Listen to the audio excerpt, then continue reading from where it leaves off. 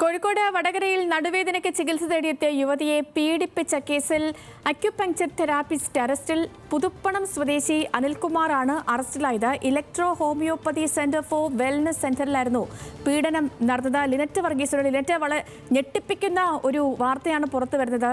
എന്തായിരുന്നു സംഭവം?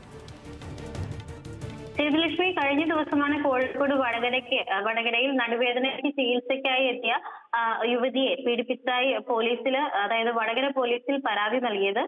ഇതിനെ തുടർന്നുള്ള അന്വേഷണത്തിലാണ് കോഴിക്കോട് വടകര ജില്ലാ ആശുപത്രിക്ക് സമീപമുള്ള electro homeopathy centre for wellness സെന്ററിൽ വർക്ക് ചെയ്തുകൊണ്ടിരുന്ന അക്യുപഞ്ചർ തെറാപ്പിസ്റ്റിനെ അറസ്റ്റ് ചെയ്തിരിക്കുന്നത്.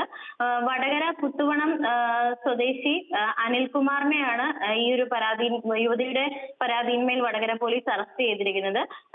ഈ ഒരു പ്രതിയെ വൈദ്യ പരിശോധനയ്ക്ക് ശേഷം വടകര ജുഡീഷ്യൽ മജിസ്ട്രേറ്റ് കോടതിയിൽ ഹാജരാക്കും. അതിനുശേഷം റിമാൻഡിൽ വിടാനാണ് തീരുമാനം. ശരി.